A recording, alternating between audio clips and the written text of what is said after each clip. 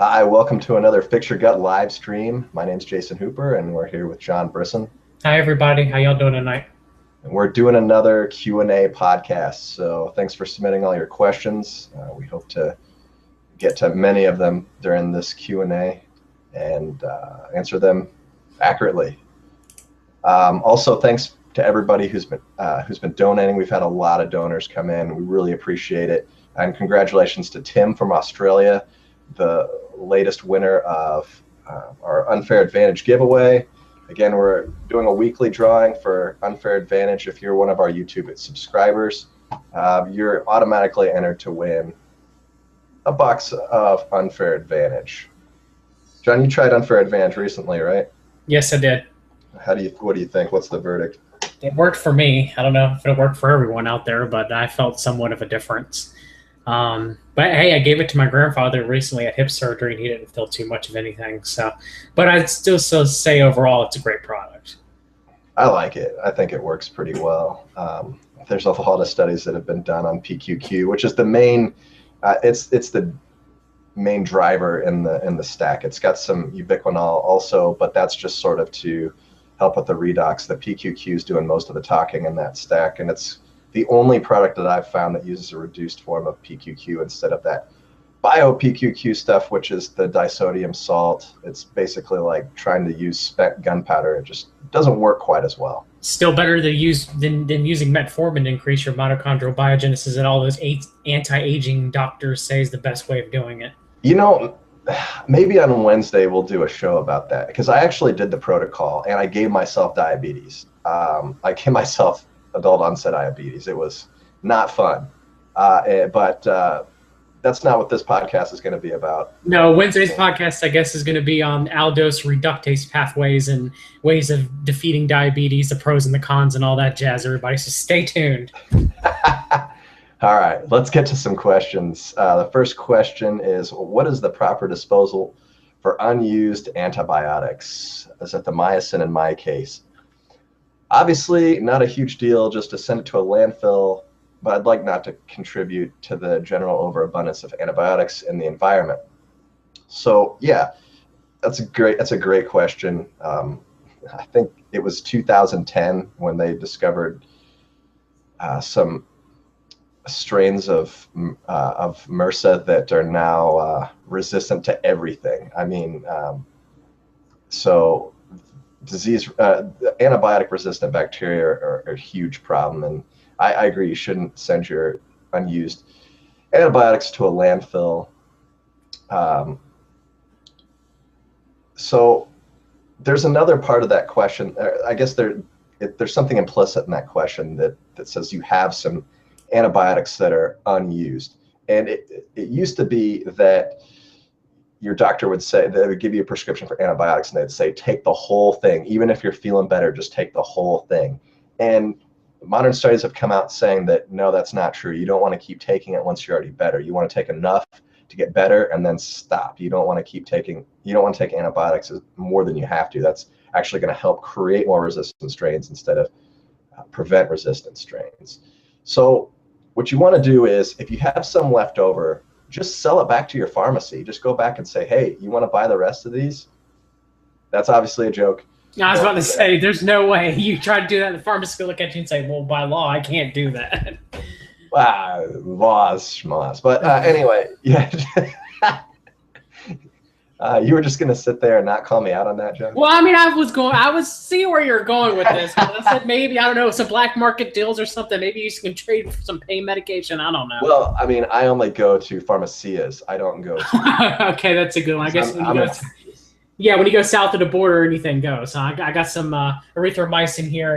Can I get some Xanax? Yeah, any clinic. In the clinic that you went to get the prescription from antibiotics, they have medical bio waste management program. So go back there and surrender the caplets that you didn't use and say, hey, these are over. Would you please add this to your biomedical waste? What's going to happen is they're going to send it off to the company that they contract with, and they're going to treat the stuff with sodium hypochlorite, and they're going to bake it in an autoclave. Now, this particular antibiotic, zithromycin,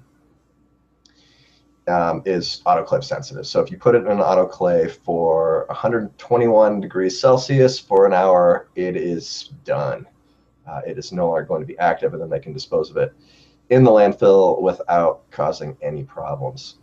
I would definitely not flush your antibiotics down the toilet, because recently certain municipalities have been testing for certain medications in their water supply, and the top 3 medications they generally find are antibiotics, active metabolites from birth control pills, and pain medications. No, SSRIs was one of them, right? I think it might have been the 4th one, but they were. I know that the biggest one, to my knowledge, actually was active metabolites that women are urinating from birth control pills. Interesting. So I guess one day we can have a discussion of whether or not that's adding to a lot of hormonal problems that people are having because they're drinking unfiltered water. Yeah, my sister-in-law has a PhD in chemistry, and she works for a water treatment. Well, it's not a water treatment center. They test water. They test water samples, and she has tons of horror stories to tell me. So it's scary, guys. All right, let's just move on to the next question. All right, what are some good first steps for someone to look into their gut health? Is there a gut health equivalent to WellnessFX baseline blood work? I'm talking about folks who don't suffer any debilitating problems, but I want to make sure things are relatively functional and that there aren't any problems accumulating. What are some signs and symptoms that we can pay attention to in daily life in ways that we can respond? Okay, first of all, the sign and symptoms for most people. The biggest one is a severe change in motility. You either having really bad constipation all of a sudden, or you're having really bad diarrhea. Now, most of the time, the diarrhea will resolve itself. You just ate something bad. Maybe you got a bad case of food poisoning, whatever. But it's when it doesn't resolve itself after a period of few days when you start having some issues of possible overgrowth and stuff like that. So, another thing would be is always look for, black tarry stools, called melena. A little bit of blood in your stool sometimes, as long as it's bright red, most of the time that's going to come from constipation. Maybe you strained a little bit, maybe you might have tore a blood vessel down there, have a small hemorrhoid forming. So a little bit bright red every so often, you don't have to worry about it too much. If it starts getting that black, sticky, tar-like looking thing, then yeah, you might have some bleeding in the upper GI, and that's definitely not good. Also, any pain or burning, gastritis is usually showing a bad symptom. Anything that just doesn't go away in a few days, is definitely something you need to look out for. As far as testing is concerned, you have uBiome, which won't cost you too terribly much. But then again, it's not the Cadillac like WellnessFX either, because WellnessFX, you got your tiers. uBiome, it might be good to see what bacteria that you have in your gut, but you're not going to get something that you would get from like a GIFX panel, for example, where you get PCR testing done on bacteria, culturing done on bacteria, a little bit of culturing on yeast, your fecal fat breakdown, how well your digestive system is handling fats and proteins, short-chain fatty acids, and so forth, and so on, the amount of inflammation in your gut through IgA. So it really depends. If you're just looking for basic, just to see how your gut is, just go with the uBiome. But if you want the best to determine really how your system's going, then a full GIFX panel with H. pylori testing would be the way to go. Yeah, so I got this uBiome kit, and they send you like some free toilet paper. It's not even a joke. A swab, a Puritan swab. And you never know when you're taking your squat, so maybe you might need that toilet paper if you're outdoors. I guess so. And they also send you this media to put the contents in. So you use this, swab it, add it to this deal, and then you send it back in this prepaid postage envelope. uBiome is the only crowdfunded campaign that I've been a part of that's actually worked to my satisfaction. And it's a good program, but we'll have another question with uBiome later, and I'll discuss it further. If you having GI problems, it's not the best. It's better for, I'm curious to see what's going on now. I'm relatively healthy. Let's do the test. Yeah. So what about white stool, John? Is that a big deal? It could be. Usually the clay-colored stools are more that you're having liver issues, possible bile issues, maybe a gallbladder duct being blocked and so forth and so on. It can happen every so often. It's not too bad, but if it's happening frequently, then yeah, you need to go get your liver and your gallbladder tested for sure, because you're definitely having some issues. You probably have GERD if you have consistent white stools going on. It's something you should look out for. Yellow stools usually deal with fat malabsorption. Your fatty type looking stools. The average stool to be healthy needs to be dark brown. Good, full of bile and good bacteria and so forth and so on. Of course, number 4 on the Bristol scale is best. But yeah, white stools every once in a while, they're okay. If you're having them frequently, yeah, you need to get your liver and gallbladder tested. What about like any kind of sounds or something like what if somebody says, it sounds like, the Jetson car is moving from one side of my abdomen to the other? Well, it depends. If you're hungry and it's been a couple hours since you've eaten anything, that's a great sign. It means your MMC is working. If it's not, it could be excess gas being fermented if you have bloating and so forth and so on. I guess one of the best signs to look out for too, if your stomach does not growl and you're not hungry after a couple hours after eating, you've got some really bad motility and overgrowth issues going. Your stomach should growl because that's natural MMC function. Most people only associate it with their stomach growls are hungry, but really it's actually the sound of the motility that causes that growling sound. So it's very healthy for your stomach to growl, after it's been a few hours, but if it does not, you have digestive issues going on. All right, great. Let's move on to the next question. Canned fish. A lot of us eat canned wild salmon and sardines. How does the omega-3 in canned fish hold up? I understand the process will vary from manufacturer to manufacturer, but are canned fish still a good source of omega-3? I realize that cooking fresh fish at home or eating raw fish is probably best of all. For those of us who have limited funds or limited access to good fish, is quality canned fish still a good source of O3? How do you guys feel about eating more seafood on a weekly basis to get O3 rather than supplementing with fish krill oil? For those of us who are paleo/bulletproof, avoiding stuff like vegetable oil, is it possible to get all of the omega-3 we need by eating seafood regularly? Is it advisable to seek O3 solely from whole food sources, or is supplementation a must? So with this question, sort of, I guess, my vision for what we're doing here with the live stream, like right now, we're just kind of answering questions, putting up videos, and just goofing off and seeing if it takes, kind of testing the program. If it does take off and we get more viewership and we get more funding associated with, the next layer that I want to add is to be able to produce some educational videos to talk about some of these issues. Dr. Hooper.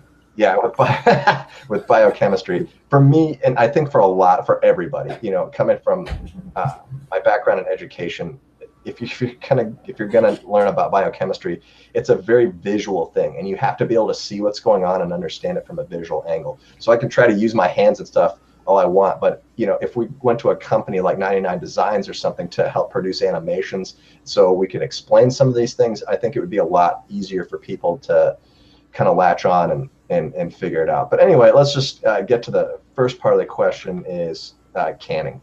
So yeah, you're right about the canning process. There are some companies that can better than others. The best companies can from fresh fish. They catch the fish, they unload them from the boat, and they go straight into the cans to be cooked right away. And the studies that have come out showing for that particular canning process show that there's actually superior omega-3 from that process than there is from most fish that you're going to be able to get from your supermarket. Less histamine too as well, because the quicker you get that fish, either put on ice or cooked in the can, less chance you're going to get histamine poisoning from fish, which is the number 1 or second cause of food poisoning when it comes to fish, histamine intolerance. Yeah. I think there's kind of I used to buy into that myth that eating raw fish was the best way to go, but it turns out that omega-3 from its first heating and digestion is not a big deal. Now, so omega-3 or just any polyunsaturated fat, the reason why it's polyunsaturated liquid at room temperature is because it has double bonds. And a lot of people might think that double bonds are superior to single bonds. They're stronger, right? They're double bonded, but it's actually they're sharing 2 electrons and so it actually is a weaker bond. So what happens through oxidation is that you've got this, especially with the longer chain polyunsaturated fats, you've got something that's, if you look at alpha linoleic acid, it's huge and it's got some kinks in it. And what's going to happen is a free radical is going to come along and it's going to be weakest at some of those double bond areas, and so it's going to hit the spot and it's going to split. So let's say you cook with any kind of polyunsaturated cooking oil. So or you could just try this experiment at home. Take any polyunsaturated fatty acid based cooking oil and just heat it up on your stove, get it nice and hot, and then pour it into a cup and put it back into your refrigerator. When you pull it out the next morning, you'll notice that it's not 100% liquid anymore. You'll start to see solid stuff at the bottom, which means that some I wouldn't really call it it's not a saturated fat at this point because it doesn't have the lipid backbones that are in fats, but pieces of it have broken off and they can now stack together, making it saturated like in quality. But those things are terrible in your physiology. You don't want those in your physiology. That's why oxidative fats are bad. And sorry for using all the hand gestures. One day, my vision is to create informational videos to kind of show you how all this stuff works so that you can get a handle on it. But when you pull the fish right off the boat and you can it and cook it right there, it's still in a stable form where it doesn't oxidize yet. Whereas you have fish that's not fresh or raw fish, it's actually oxidizing more. Now, raw fish, you go and eat. I really like sushi. I'm a huge sushi fan. I actually ate some yesterday for dinner. But the more I think about sushi, especially going out to a restaurant eating sushi, the more I fear for people getting parasites. Parasites. You can't guarantee where that fish has come from, and a lot of them use farmed fish. Now, these farmed freshwater fish, or like farmed salmon, for instance, it's a huge source of parasites because all that runoff, all the runoff goes into that pool, and it's going to be an epidemic because sushi is becoming more and more popular and it tastes really good, and there's going to be a parasite. Yeah, if you're pregnant, or if you have a significant other listening, whatever, and your significant other's pregnant, stay away from sushi. When doctors tell you do not eat sushi, do not eat sushi, because you do have a risk of contracting parasites like Cooper's talking about. Yeah. So with the polyunsaturated fatty acids, Weston A. Price did a lot of research on this and found that a lot of older cultures don't really consume a lot of polyunsaturated fatty acids, 2 to 4 grams at the most, and they function very well. Here in the United States, we consume a lot of polyunsaturated fatty acids, probably somewhere around 10 times many other cultures in the world. And it's mostly, they're mostly omega-6s. And there is no reason whatsoever that someone from America or someone from the American continent should ever supplement with an omega-6 or omega-9 fatty acid. Please do not do that. There's no reason. There's some talk going around. I'm not sure where on the blogosphere it occurred, but they were saying like, that's why we're having skin issues and clammy hands and dry mouth and all this stuff. It's ridiculous. Don't supplement with that.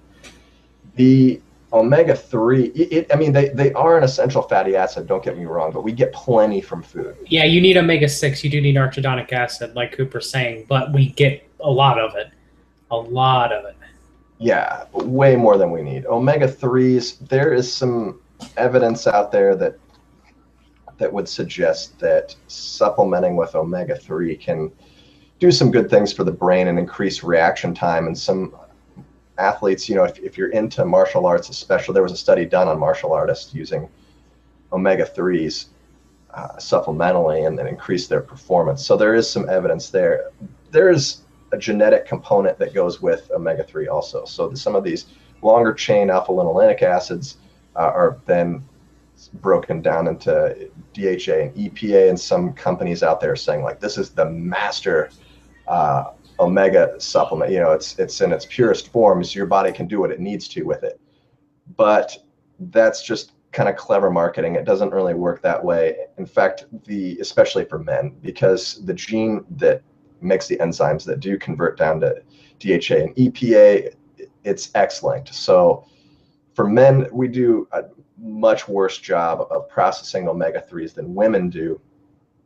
So women, I would say, could probably, unless they're pregnant or nursing, I think they could probably get away with, you know, just eating fish from their, you know, and seafood from diet, and just doing fine with it. For men, if you have a genetic deficiency, you need to supplement. And the only way to know that for sure is if you test. I think probably if you eat a lot of seafood, you wouldn't really necessarily have to supplement. If you took krill or calamari oil, it comes fully phosphorylated, and so to make phospholipids, which are amphiphilic molecules, they're both hydrophilic and hydrophobic on one end and the other, and good for making things like cell membranes. You might want to consider supplementing with that if you have a genetic weakness to it, or if you have a reason to be using a lot of omega-3. Now, DHA is also paradoxical, like water. It's it's a very rare form of matter, to where it's kind of like polar. You know how water all stacks up, because the oxygen is going to be hogging the electrons from the hydrogen. So because it has more mass in the center, so it's going to be hogging more of the mass, and so they all tend to, like, you got the oxygen up and the hydrogen up here like a triangle, and they all tend to stack up like that. Well, DHA is a lot like that, and you know there's a lot of electromagnetic, especially in the brain. There's a lot of electromagnetic energy that goes on in the brain, which is why the brain needs so much DHA. And you're talking about mitochondrial efficiency and why mitochondria use DHA so well as an energy source. It's not actually because of like the carnitine pathway. You know, it's not because of lipolysis turning fat into energy. It's just their ability to transfer electrons so well in the brain. So it's kind of a long, drawn out answer to perhaps a simple question. You don't have to. You can stay alive just fine without supplementing. But there are definitely benefits to supplement with, especially a phosphorylated form of DHA. So it's just kind of up to you on what you need, whether the cost of the supplement is worth the price that you pay for it, and kind of what your financial situation is in, and how much you feel like you're getting out of it. All those things you kind of need to take into consideration. But I definitely think that women especially can get it 100% from diet, unless they have two polymorphisms. They should be fine. Men, we have a genetic weakness just because we have XY, so little problem there. But and there's some other genetic things also. So just pay attention, and you might be able to get away with it. You might not. So, all right. Boy, that was a lot of rambling. Let's move on to the next one. I would love a discussion on. A discussion about how to separate fact from fiction, conspiracy theories from more legitimate theories, tricks that alternative and naturopathic medicine use to seduce people to their side. Whose side should we be on? Okay, I can answer this question. I'm going to put my tinfoil hat on this one because everybody knows I'm a conspiracy theorist. Okay. If it sounds too good to be true, it is right off the bat. If someone tells you that this new supplement's going to help you lose a whole bunch of weight, or this new supplement's going to do this, or this new supplement's going to do that, no, that's crazy talk. My supplement was designed by a Nigerian prince, John. Yeah, I mean, if you look into the research and it turns out to be true, if you can pull the patent information up, like recently there was a new supplement for SIBO with methane. Archaea, and it's called Atronil, and they were like, oh, it does this, and I was like, okay, well, are there any studies? I couldn't really find one. There's one in cows, one in vitro study. Okay, well, what does the patent says it does? So you look at the patent, and the patent's pretty lengthy of actually what the supplement does. So I'm like, oh, okay, this actually might be worth something. So you have to always do your homework. Anybody can sell you anything. There's a lot of snake oil salesmen out there. I think homeopathy is a load of bull crap. Now, does it mean it doesn't help people sometimes through the placebo effect? Or there might be some cases where you're taking a homeopathic supplement, like minerals, for example, and minerals can be diluted down to a certain magnification where you're still getting some of the trace mineral there, then yes. But most of the time, if it sounds too good to be true, it's too good to be true. So that's probably what I would look out for mainly. If it's not backed by science, or you can't find anything to back it, it's probably BS. And I know that'll get me in a lot of trouble with a lot of people who say, well, I take this supplement and it works perfectly fine. Well, good for you. Keep taking it as long as there's no drawbacks that have been shown by medical science.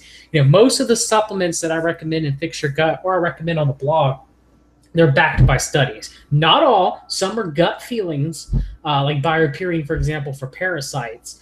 But at least the science is there.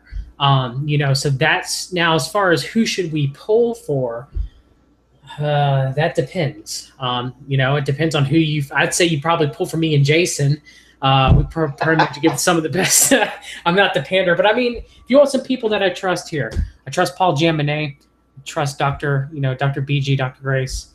I might not agree with everything they put out, but I think their heart's in the right place and they try to put out some good information. Chris Kresser, sometimes I think he watered down stuff a little bit too much, but he does give out good information sometimes. Rob Wolf is good. There's some people out there who are putting out good work. There's also some people out there like, I don't know, some of the stuff, I guess Chris Masterjohn says kind of makes me, or some of the stuff Ray Pete puts out there kind of makes my head hurt a little bit. And, just because someone you think doesn't put out the information that you agree with doesn't mean they put out bad information all the time either. Me and Richard Nikolai from Free the Animal, we butt heads on almost everything he posts because he loves resistant starch and hemostatic soil organisms out the wazoo. But every now and then he does post an article where I'm like, hey, that's actually some good work, So it really just depends. You have to have a discerning mind to determine, hey, this sounds good, this is backed by science, and this is BS. Someone's trying to make the most miracle thing out, and it's not that. So that's where it comes from. It's just a good sense of discernment, and it takes a lot of research to get that. And, a lot of stuff, people, it took me a while to build up some of the knowledge that I have and some of the respect I have from like Bulletproof Forms, for example. And it just comes from that knowledge that people, it's got the it factor. You can tell when someone knows their stuff and someone doesn't. Like Dave, for example, I might argue with Dave Asprey sometimes on some of the stuff it says, but is Dave right about a lot of things? Yes, he is. Does Dave put out a lot of good products on Upgrade itself? Yes, he does. So, Jason, you got anything to say as far as this question is concerned? Yeah, let's say, and again, this is the teacher in me, so I'm going to try to put this into an analogy and see what you can take from it. So let's say you're at the horse track actually, let's go with greyhounds. I used to live in a town over from a greyhound track. Santa's Little Helper? Yeah. In fact, that's the dog I'm going to use. So let's say you go down to the counter and you put $500 on Santa's Little Helper. And the bell rings and all the dogs run out. And Santa's Little Helper runs out. And he just runs out a few feet and then starts chasing his tail. And you're like, oh my gosh, this is dumb. What if you could go back to the counter and be like, hey, this was a bad idea. I don't want to pick Santa's Little Helper anymore. How about that dog right there, Bullet to Win, who's in first place and by a long stretch? Can I change my bet to that dog? And the guy across the counter says, sure, why not? Here you go. And he changes your bet for you, prints you out a new ticket, and you win and you're rich. Well, in horse and in dog racing, that's not going to work. They're not going to make any money that way. Everybody's going to win. But in health and nutrition, you can do that. So, as you're seeing people that are coming out with good information and you try what you're trying some of their advice and it's working for you, that's great. Stick with it. But then, you don't have to follow everything they say. If somebody else puts out advice, some other person puts out some advice, you can change your bet. Somebody else. Just go with whatever's working. Go with whatever's the best, and you don't have to. that's what a lot of people do nowadays is they have these polarizing opinions where they like to put their self in one camp and say, oh, everything Jimmy Moore says is correct and everything that anybody says against him is wrong, and so forth and so on. I have my own detractors where people say that I'm crazy about hemostatic soil organisms, which we will get to that one day on the stream. You bet you believe it. But nonetheless, you know, you have to be discerning. You have to understand that maybe someone you don't agree with can actually put out a good article if it's researched correctly, and I'm pretty sure Jason would, agree with me on that. You can't be rigidly dogmatic when it comes to certain things. And if certain things aren't working for you and someone else puts another opinion to that, it's up to you. You can stay the way that you want to as long as you're feeling good, or you can try the other alternative and see if it helps out any. I think a lot of the problems that we've gotten into with healthcare and is because of that. People pick a side and they stay with it, and it turns out not to be the best thing. I mean, look when the organ's fat. Yeah, or like when the FDA picked the side of hydrolyzed fats versus saturated fat, and it took them until 2013 before they declared that trans fat was, I guess they said artificially created trans fat is no longer an assumed as safe food, or and so it just took, because they were just locked onto that dogma, and they're like, no, this has got to be right. It's plant-based. It's got to be better than animal-based. But it was just wrong. Next question is, I noticed that going on a low FODMAP, my BO doesn't smell as bad. What's the deal with this? I used to easily stink up the whole room. Okay. This is pretty straightforward and pretty easy. A low FODMAP diet's very restrictive, very, very restrictive. So right off the bat, most people who go on a low FODMAP diet, if they weren't eating healthy before, they're eating healthier now. So they might smell off a few days because their diet's adjusting and their microbiome's adjusted, but eventually, they go smelling better. Low FODMAP generally means low sulfur containing foods, and a diet rich in sulfur containing foods like onions and garlics, for example, have been known to give off-putting body odor, as well as off-putting breath too. Garlic breath and so forth is going to scare vampires away. So it could be that. It could be the gut microbiome shift as well as the skin microbiome shift. Also, low FODMAP generally means a low sugar diet. So technically, if you do have some yeast overgrowth, it's going to be limited, almost like a candida diet is concerned. So that also could, cause a lower BO threshold for people that are on the diet. Generally, if you don't smell bad, you pretty much are in pretty decent health. And I guess even Hooper would agree with me on that. Usually the worse someone smells, generally the worse health that they're in. Yeah, dead people smell terrible. Yeah, they do. That they do. They're in really bad. I mean, it pretty much comes down to your diet. Some people we have the gene to break down asparagus more rapidly. Do you remember exactly which chemicals in asparagus it gives odor? I can't remember offhand. It's one of the thiol-containing molecules. But some of us break it down, and when we eat asparagus, our urine smells horrible. So a lot of foods that we eat, we put out, certain smells depending on what we eat. I guess we could go down and say that, some people say that their ejaculation smells or tastes different depending on what they eat, and same with the, vagina mucous membranes and so forth and so on. So, a lot of it has to do with our diet. Yeah, it's actually mercaptan in asparagus that gives off the odor. Another thing that I'm sort of trying to piece together, I'm doing this protocol with the AO Biome, the AO Plus product. And another thing that I'm starting to piece together is it's not all about the microbiome. Sometimes it's about your hormone regulation as well. And they're like cortisol, for instance. Cortisol stress hormones definitely affect the way that your sweat smells, for sure. And you'll start putting off a different body odor. Different sex hormones will put off different hormones as well. I don't know. I was during the Dr. Weiss interview, he was talking about human pheromone production, and I'm not a huge believer in that. I think pretty much pheromones are only used for insects and stuff. Humans do have to put them out on some level, though. I disagree with you on that. Now, is there some special pheromone body spray that you can spray on yourself? No, but there are human beings that are attracted to certain scents. I mean, you can't tell me that that's not true. Some people are more. I mean, they've had studies done where men can smell when women are at their peak of ovulation, even when they're on their period.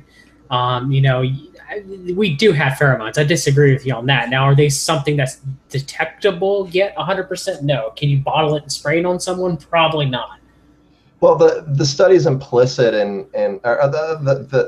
okay, so we're making an assumption that the reason, the stripper study where strippers made more money when they were ovulating than they did when they were menstruating, but that may not be a pheromone thing. It might just be a confidence thing. It might be, they just feel better, and they're dancing a different way or something. It might be a body language thing, but there's only one study that I've read that would convince me that pheromone, which is a scent that's also used in communication between two organisms, and that is that nursing women,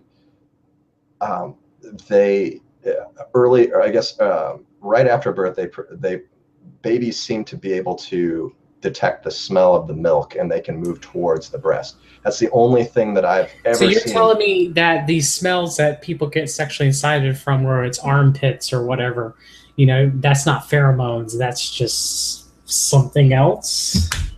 I'm not sure. I'm not really sure it's the smell that's doing it, though, John.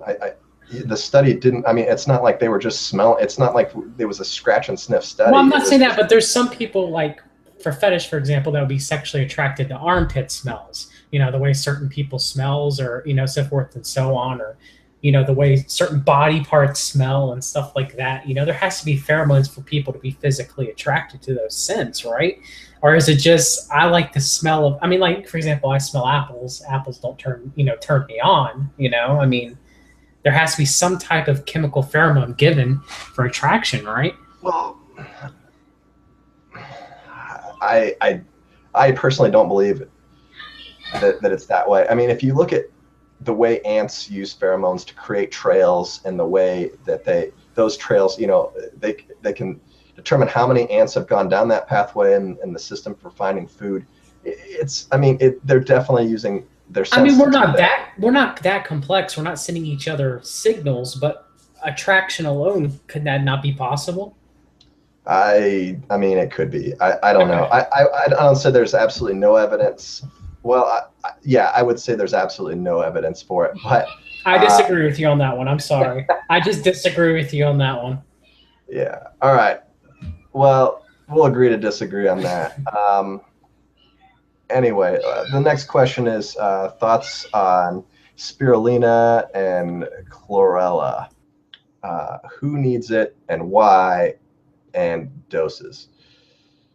Okay, so I don't think that you need both of them, and I think that you should stick with chlorella.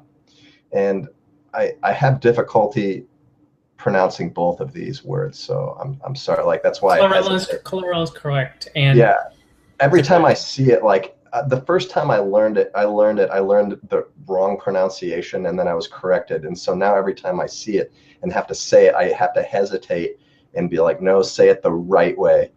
Don't look like an idiot. So that's why I'm pausing here. But okay, so there are some manufacturing processes where they make spirulina, and it's shown that type of algae can produce toxic byproducts, and so potentially you run the risk of getting a supplement that could prove to be toxic on the market. I gotta call you out. It's a cyanobacterium, not algae. Oh, okay. Yeah. There goes my microbiology background. Okay, continue. All right. Yeah, you're right. All right. So, okay. So who needs it? No, I don't think anybody really needs it. It's if you're using as a protein source or as a source of fats or something, I think that there's way better stuff out there for you. If you're using it for detox, there's been some stuff showing that if you consume it along with tuna, for instance, it might help absorb some of the mercury before you digest it. But you have to take like literally handfuls of this stuff. So, and I've done this before. I've gone to a sushi bar and, you know, I've gotten some fatty tuna that's probably loaded with mercury, and I've just grabbed as much chlorella as I can fit into my hand, and throughout the meal I just take like 6 to 8 caps at a time through, you know, the course of my hour meal, and that's what I do. Now, if you weigh all that stuff out, it would probably be several grams, you know, maybe up to 20 grams at a time. So I don't eat mercury-laden fish very much at a time. Now, there's some gurus out there that have said that, you know, you take these things and it's good for mercury detox that you've already consumed. Well, yeah, it has to be pulled out of your body tissues first and into your digestive tract for the chlorella to do anything. Right. And it's not going to cross the gut lining and go into your bloodstream and just magically start soaking things up. And any binding agent that you use for detoxification, you have to lure it out first through the cytochrome P450 pathway before it can go into the biliary system, you know, the bile from stool, and be absorbed that way. So taking it just, you know, to rid mercury that's already in your system, it's a lot more complicated than they'd like you to believe. Again, clever marketing tactics, but not going to work. So I will say this. I will raise a counterpoint to Hooper, since I actually was one time part of chlorella manufacturing. Chlorella as an algae, it is a source of nutrients. It's not a poor source of nutrients. It's a source of protein. It's not that great, though. That is true. Hooper was right about that. You know, but I will say that as long as you took indoor grown chlorella, not outdoor grown, you know, a good source would be clean chlorella that's grown indoors through, you know, in South Korea. And you did eat it with like mercury fish, or if you were actively mercury detoxing and needed to use it as a binding agent, it works great. You know, taking it every so often is not going to hurt you either. It's better than spirulina. There's not really any toxic components in chlorella as long as you get it from a good source. What was that company? Is it still around? It was Clearwater Algae. They're not around anymore. They were actually going to be the first United States producer. I was actually trying to get a contract with Amazing Grass to grow indoor organic chlorella and sell it to Amazing Grass. I was actually talking to the CEO of Amazing Grass at the time, Brandon, trying to broker a deal with them, but the United States government offered them a better offer for biofuel. So that did not happen, sadly. Ah, well, biofuel. All right. Next question, how to avoid or deal with possible psychological conditions associated with people who try to pay attention to diet and nutrition, orthorexia cures. Okay. There's one orthorexia cure, and it's this. If you're not sick, and if you're not ill and there's a reason why you're taking a certain amount of supplements or a certain amount of nutrition forever, you could cheat on your diet sometimes. That's a cure for orthorexia. It's not going to kill you. And if it does kill you, I'm sorry. It was your time. Now, if you're ill, like, for example, and you have celiac disease and gluten makes you sick, then yes, by all means, do not eat gluten. That's not actually orthorexia. That's when you have a medical condition that causes that to happen. But for everyone else listening, and I know this might make some people angry, but if you're not sick and you're out with your family and it's 4th of July and someone hands you a hamburger and you can tolerate gluten without it killing you, then yeah, eat the hamburger, detox later. Okay? It's that simple. Even Dave Asprey is like that in most occasions when it comes to eating, and he understands that. Even though Dave is still sick somewhat from his mold issues and, intestinal issues and so forth and so on. But come on, people. I mean, there's a difference between when orthorexia becomes all consuming your life, and where it becomes a standard somatoform type disorder like hypochondriacism. And I have my own hypochondriac tendencies and stuff like that. I'm not going to lie in front of people. I've dealt with that for years. But the best thing for you to do is just to realize that there ain't nothing you can do about it. And every so often straying from your diet's not going to kill you. It's just not. And if it might make you feel sick, because it does happen to some people who've been on bulletproof diet for a while. They'll go eat a bad meal or a tainted meal. Just take some activated charcoal and you'll be okay in a couple of days. I'm pretty sure Jason would agree with me as far as that's concerned. That most people, when it comes to this stuff, just overthink it. They overthink it too much. I understand if you have health issues. I've had family members that have it. I've had them personally myself. And when stuff makes you physically sick, I'm not talking about those people. If something makes you ill, avoid it. That's fine. If anybody tells you otherwise, screw them. But for everyone else, if you're healthy, come on. A little bit of, Snickers bar might not be ideal. But if you haven't eaten anything for 3 days, it'd probably be best for you to eat that. So I'm just saying, Yeah. Yeah, I didn't eat any gluten over 4th of July. I don't know. I'm not celiac or anything. I've read a lot of stuff about. But you're not orthorexic, though. If you were hungry enough, and let's say a family member had cooked something for you, you would eat it and just detox from it later. You're not going to be like, oh my God, this is going to kill me if I eat this, Yeah, no, I mean, it's obviously not going to kill me. And there's been a lot of people from the paleo community that have eaten gluten without even knowing it, and they were okay. But it will show up in your blood work later. So I try to avoid it whenever possible. But yeah, I mean, you have to be psychologically healthy as well as, and that's going to increase your overall health as well. So if you're absolutely psychotic about what you're eating, it's not really going to do anything. I also worry about people who eat such a small group of foods.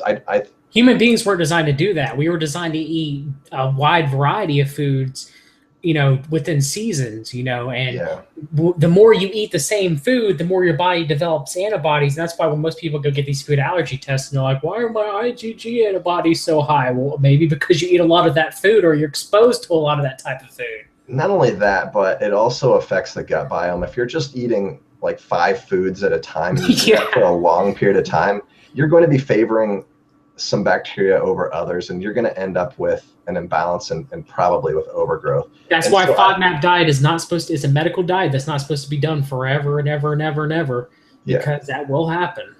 Well, in any diet, really. In fact, I was planning on writing on, that's kind of one of the topics that I want to write about for a while is, that type of thing, why we shouldn't eat the same foods over and over. I don't know. It's going to be kind of a long form thing to do in a blog post. I don't know if I'll make it into a short ebook or something, but it's going to be more than your typical 500-word blog post. That's for sure. I think it's going to change the game. I think it's going to change the game for sure. We're going to blow some diet stereotypes out of the water. I'll give you a hint. I eat corn sometimes. Of course, it's organic, non-GMO, but oh dear Lord, it's going to kill me. I actually did eat some corn over at 4th of July, and it was locally grown, and I went to the farm where it was grown. It was non-GMO sweet corn, and I grow corn in my own garden also, although this year we got so much rain that it didn't produce very well. But you can tell when corn's moldy. I mean, you can see mold growing on it. But the thing is, it's different between that and cornmeal, where they know it's moldy and they don't care and they serve it to you anyway, or corn flakes or whatever. But let's move on to the next question. This is the tough one. All right, list the top 5 supplements everyone should take daily for improved health. Timing of day to take, dose, quality, trusted brand, and rank of importance. Okay. Here's the thing with supplements, and I used to spend way too much money on supplements, and something happened to me that fixed that problem. We had our son, and my wife quit her job and stayed home to raise the kids. And so now that I'm just on my teacher salary, I don't have the money to spend on boatloads of supplements every month. It's just not going to happen. So I really have to pick the ones that work and that are good bangs for the buck if I'm going to use them. And you know what? I don't really feel that much worse now than I did when I was taking just handfuls of pills a day. Yep. Sometimes it's better to take less than it is to take more. Supplements are to supplement your diet. So if you eat a good diet, you're going to be getting a lot of nutrients. There's some things that you can't get from your diet unless, you're, like vitamin C degrades really quickly. And there's some other things, but supplements should be used as a tool. So if you have a specific health problem that you're dealing with, that's the time to use a supplement. You shouldn't just take supplements because they're good every day. It's actually going to work backwards. It's going to be harmful for you. It's why I don't like multivitamins, because you're taking a multivitamin every day, and you shouldn't be taking all that stuff all the time. But anyway, okay, so let's start with the first one. Top 5 supplements you should take daily for improved health. I think because of our declining soil quality that we're not getting enough minerals anymore. So most of these are going to be mineral based. Magnesium, I don't think that we're able to get as much magnesium from food anymore. So take a good magnesium glycinate supplement. Let's see, it's probably, it depends on your body weight. We have the official recommendation on the Fix Your Gut site. For most people, it's going to be about 600 milligrams. Usually it's advocated about 200 to 400 milligrams per 50 pounds of body weight. Yeah. Also depends on your kidney status. As long as your kidneys are good and how deficient you are. If you're extremely deficient, your kidneys are good, 400 milligrams per 50 pounds. If you're not, 200 milligrams per 50 pounds.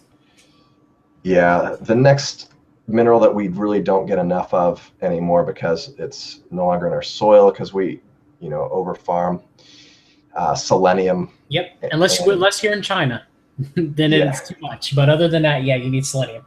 But you can test for that very easily. SpectraCell, it's a pretty cheap test too. You can go in and test that out and see if you have enough selenium. Iodine, I think if you're not eating table salt, and your source of iodine is important because some of the iodine can be isotopic from the Pacific. So if you're getting a sea-based form of iodine, it could be harmful. So make sure that you get a really good form.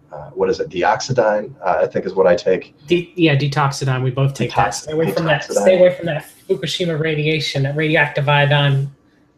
Yeah. So some way to save money is get the Lugol's iodine and just apply it topically, but I wouldn't really ingest you get too much iodine that way. For most people, it's just easier just to increase the detoxidine. Another nutrient that we don't, and this goes back to Weston A. Price, another nutrient that we really don't get enough of is Activator X, which is now known as vitamin K2. And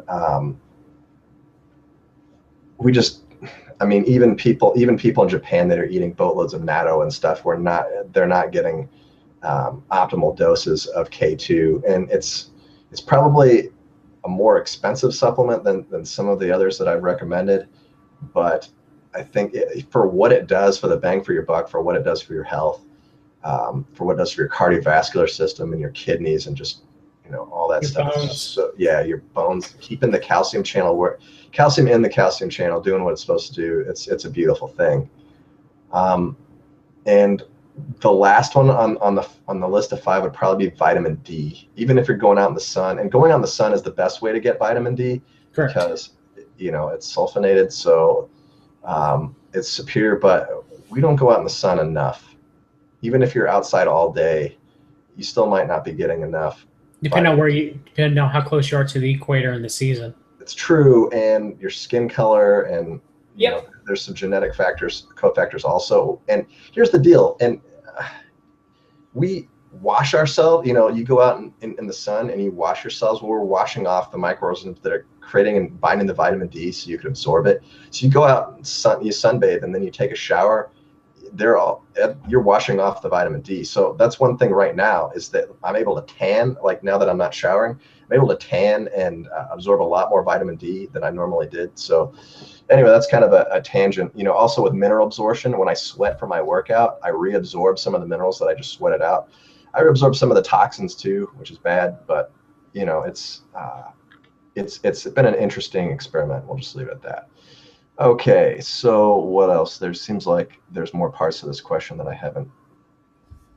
Timing to take. Okay, so with your minerals, you kind of want to split them up because they're osmotic. So if you take, which means they draw in water. So if you take too many minerals at the same time, you're gonna get diarrhea. So don't do that. Split up your magnesium probably 3 times a day. You can split up your other minerals accordingly. Also, there's only a certain amount that you can absorb of each because of the binding receptors. So it's better to take them all day long. Vitamin D you want to take in the morning. Don't take it at night because it's not actually a vitamin. It's a hormone. And you don't want to you don't want to have that at night because it might interfere with your sleep. K2 though you can take whenever you want to. Preferably with food, right? It doesn't really matter because look, and the same thing with vitamin D. And this another misnomer is like, okay, you have to take fat soluble vitamins with. We don't have to take it, but it's. No. I mean, could it be better for digestion? Because some people who take vitamin D on an empty stomach, they feel kind of nauseous. Well, I mean, if you're feeling nauseous, because that'd be a good reason to do it, or nauseated. I was thinking those people, they don't have enough stomach acid, and that's why they feel nauseous. Or nauseated, I guess would be more grammatically correct, but. But the thing is, like, there's fat in every cell in your body. The lipid membranes are made up of fat. You're telling me that you're not going to absorb it? Give me a break, people. Come on. And most of them are delivered in fat. Also, like you take a vitamin D that's soluble in olive oil or something. And so it's it's a non-issue. I think that's about it. Run out of time, so we got to do the rest of these rapid fire. I think you already addressed this. Do you recommend testing for your gut like uBiome? Can we really alter our biome? I can answer this. I can answer this one question. Okay. One sentence. Yes, and yes, diet has a lot to do with altering our microbiome. All right. You heard it. You heard it from John. All right. Let's see. Glutamine for gut health, taurine for heart health, ornithine for lowering ammonia in the gut. What is the difference between taking an isolated amino acid and getting them from whole foods? This is another. I could spend hours talking about this. Amino acids, and I wish again I could produce videos to help explain what I'm about to talk about because it would make a whole lot more sense if you could see what's happening rather than just hearing me talk about it. But amino acids are more like medication. And complete proteins are more like a macronutrient structure. So what happens when you digest a protein is that your stomach acid increases. It turns pepsidase into pepsin. It's an enzyme. When it gets into different pH and lower pH, it changes shape so that it's able to change pepsidase into pepsin, and it starts breaking down these long chain proteins into peptides. 2 or 3 amino acids in like tripeptides and dipeptides. So we talk about superior forms of protein. We just talked about how chlorella is not a good source of protein. It's because of the tripeptides that it breaks down into are not as bioefficient, and dipeptides is not as bioefficient as, say, beef. Correct. And you also get a different genetic response from having, when you go to the lower intestine, you deal with a different enzyme system and even direct cell transport of these peptides. They are broken down into amino acids, but you get a different genetic response for each 3 or 2 pair combination that you're going to have. When you're taking a single amino acid, excuse me. When you're taking a single amino acid, you are altering the balances of entropy in the body. So, for instance, you take citrulline, which is going to change the amino acid profile, and so it's going to divert entropy more towards the NOS1 side. So you're going to be upregulating NOS1, and your body's going to produce more nitrous oxide.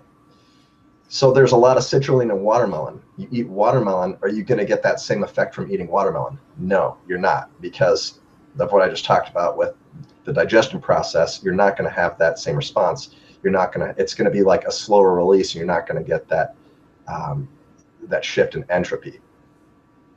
Same with the others. I mean, collagen's really high in glycine, but taking glycine by itself is going to have a relaxing effect, whereas collagen by itself, not at all. I mean, it's just not going to work that way. It has to be broken down. It takes takes time and so forth and so on, so you won't feel it as quickly. Yeah, I mean, like you take L-tryptophan with collagen, it's not going to bind, and you're going to get really tired really fast. It's going to produce a lot of serotonin, but that whole thing about like, you eat turkey around Thanksgiving. That's because you eat a lot of fatty food. That's what makes you, it's the blood sugar crashing and so forth and so on from the fat and the sugar, not so much from tryptophan. I mean, even if you ate the whole turkey and got enough tryptophan, that's not the way our genetic system works. And again, I wish that I had more visualization tools to show you this instead of just talking about it, but I hope at least that answers your question partially.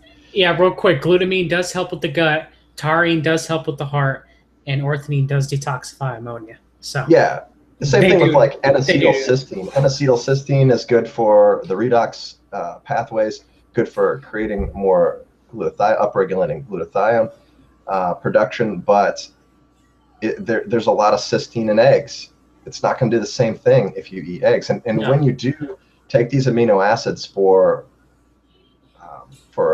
improvement in your health, please take them without protein, because it's going to enhance the effects of them through entropy if you take them without protein sources. And also, real quick, make sure you look up the individual amino acid that you're taking, because some of them can cause disbalances in the body as well, which we don't have enough time to go over. Maybe one day we will go over some disbalances that amino acids can cause. You can really, amino acids are not as safe to take as complete proteins. You can really mess yourself up if you don't know what you're doing. So yeah, we should be careful. Be careful, guys. They're more like medicine than they are foods, the amino acids. We are over time. We appreciate everybody listening. We appreciate our viewership, and we're getting more and more viewers and more and more subscriptions every month. Subscribe on our YouTube channel, and you could win some unfair advantage. We're doing another drawing after the show on Wednesday, so go ahead and hit subscribe on YouTube. Thanks for listening, everybody. Have a good night, everyone.